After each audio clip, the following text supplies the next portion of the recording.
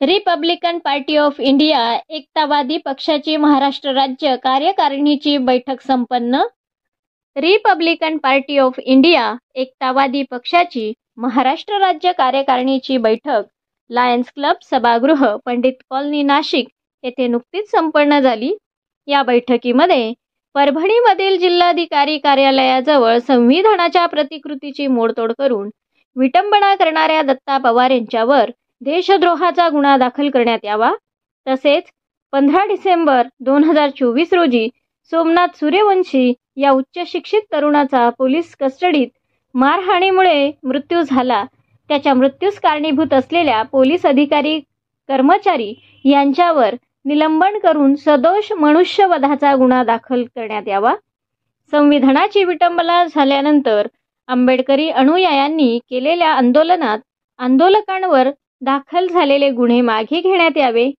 महाराष्ट्र राज्य लवकरच होणाऱ्या स्थानिक स्वराज्य संस्थांच्या निवडणुकीबाबत विचारविनिमय करण्यात यावा. समविचारी राजकीय पक्षांशी स्थानिक पातळीवर युती करण्यात येईल. अनुसूचित जाती जमातीच्या जनविकासासाठी स्थानिक स्वराज्य संस्था व राज्य सरकारने नियमाने अधोरेखित केलेल्या निधीचा योग्य प्रकारे कायदेशीर उपयोग होत नसून तो निधी इतर मार्गाने वळविला जातो याबाबत मुख्यमंत्र्यांना देखील निवेदन देण्यात येणार आहे. पक्ष संघटना मजबूत करण्यासाठी देश पातळीवर राज्य पातळीवर सदस्य मोहीम राबवून पक्ष संघटन मजबूत करण्याचा निर्णय झाला. संविधानिक पदावर बसलेल्या पदाधिकारी यांच्याकडून भारतीय संविधान आणि भारतरत्न डॉक्टर बाबासाहेब आंबेडकर यांची हेतुपुरस्सरपणे अवहेलना केली जात आहे. अनुसूचित जाती जमातींवर होत असलेल्या अन्याय अत्याचाराचा निषेध करण्याबाबत पक्षाच्या वतीने दिल्ली येथील आझाद मैदान तसेच जंतर मंतर येथे तीव्र आंदोलन करण्यात येईल. पक्षाच्या राष्ट्रीय कार्यकारिणीच्या पदाधिकाऱ्यांचे निधन झाल्यामुळे रिक्त पदे देण्याचा अधिकार गंगाराम इंदिसे यांना एकमताने देण्यात आला. अशा प्रकारे अनेक प्रश्नांवर चर्चा होऊन ही बैठक संपन्न झाली. या प्रसंगी राष्ट्रीय अध्यक्ष गंगाराम नाना दोधा इंदिसे यांच्यासह महाराष्ट्र प्रदेशाध्यक्ष विकास निकम आणि रिपब्लिकन पार्टी ऑफ इंडिया एकतावादी पक्षाचे महिला पदाधिकारी कार्यकर्ते मोठ्या संख्येने उपस्थित होते.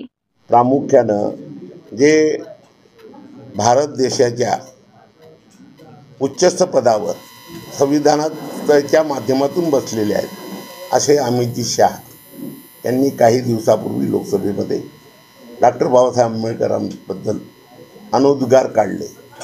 म्हणजे देवसे बडका कोण म्हणजे हे विडंबनच कळत न कळत असा या संबंधात आम्ही त्यांचा जाहीर निषेध व्यक्त करू आदरपूर्वक निषेध व्यक्त करतो आणि त्यांनी या पदावर राहू नये म्हणून पंतप्रधान नरेंद्र मोदीजी यांच्याकडे मागणी करणार आहोत. वेळ पडली त्या कामासाठी प्रसंगी जंतर मंतरला आंदोलन छेडण्यात येणार.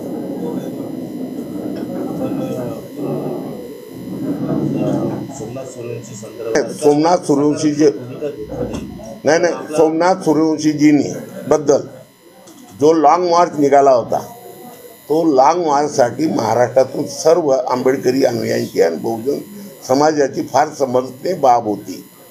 परंतु थांबा जरा बाबा, माझ्या माहितीप्रमाणे शासनाला कळत न कळत रिपोर्टिंग झालेली आहे. हा जर लॉंग मार्च ठाण्याच्या हद्दीपर्यंत आणि मुंबईच्या हद्दीपर्यंत आला हा लॉंग मार्च न थांबणार आहे आणि 5-10 हजाराच्या वरती की हजारोच्या संख्येने हा लॉंग मार्च मुंबईत येईल आणि त्याची खबरदारी घेऊन म्हणून माननीय सरकारनं महाराष्ट्र सरकारनं दखल घेऊन त्यांनी या नाशिकमध्ये आमदार का नामदार मेघना बोर्डीकरजी आणि आमदार सुरेश दत्त साहेब यांना पुढे पाठवून जे हे होते लॉंग मार्चवाले 1-2 प्रमुख लोक त्यांना हाताशी धरून हा लॉंग मार्च थांबवलेला आणि या लॉंग मार्चमध्ये आमची प्रामुख्यानं आजही मागणी होती आणि आजही राहील की ज्या पोलिसांचं निलंबन केलं आहे, सोमनाथ सूर्यवंशीचं मर्डर झालं आहे, आम्ही मर्डर म्हणतो, त्यांच्या मारण्यानं पोलिसांच्या मारण्यानं त्यांचा मृत्यू झाला म्हणजे मर्डर झाला, त्यांच्यावर फौजदारी खटले भरले गेले. बाकीचं हे दुय्यम मानतो. त्यांच्यावर आमची ही पहिली मागणी आहे आणि ती मागणी आम्ही सोडणार नाही, लावून धरणार. किती दिवस ही मागणी केलीच कुठं? यांनी कुठे केलेली आहे? कोणी? आपल्या याने लॉंग मार्चवाल्यांनी. आमची मागणी तर सुरुवातीपासूनच 30 डिसेंबरपासून ही आमची मागणी आहे. आणि आमच्या काही बहुत अशा मागण्या परभणीत गेल्या म्हणून तो डबल ट्रिबल मोर्चे निघायला लागले. ठीक आहे, आपली विलासांचा आम्हाला मग कोर्टात जावं लागेल, त्याच्यावर गुन्हे दाखल करावे लागतील आम्हाला. काय ते देता काय मेहरबानी करत नाही, त्या दिलं पाहिजे. पण आमचा जो की न्यायिक बाजू आहे की ज्याच्यामुळं खून झाला आहे, मृत्यू झाला आहे, त्याच्यावर तुम्ही कायदेशीर गुन्हे दाखल नाही करणार काय? असं कसं? गृहमंत्री निष्क्रिय आहे, याबद्दल काय मत? गृहमंत्री निष्क्रिय आहे. नाही, गृहमंत्री निष्क्रिय काय नाही. ते मी अजून त्यांची माझी भेट झाली नाही, मी कसं म्हणेल निष्क्रिय आहे?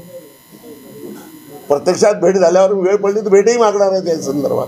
पक्षाच्या आता जो आंदोलन झालं ठाण्यामध्ये ते सर्व शिवशाहू फुले आंबेडकरी जनतेच्या वतीनं झालं. आता जे काय आम्ही भेटू तर पक्षाच्या वतीनं भेटू आणि वेळ पसंत ठरली तर जी कमिटी आहे आमची ती कमिटीच्या वतीनं जाणार की आम्हाला त्यांच्यावर गुन्हे दाखल करून पाहिजे संबंधित पोलीस अधिकाऱ्याला. आता तुम्हाला त्याचे कारण सांगितलं ना.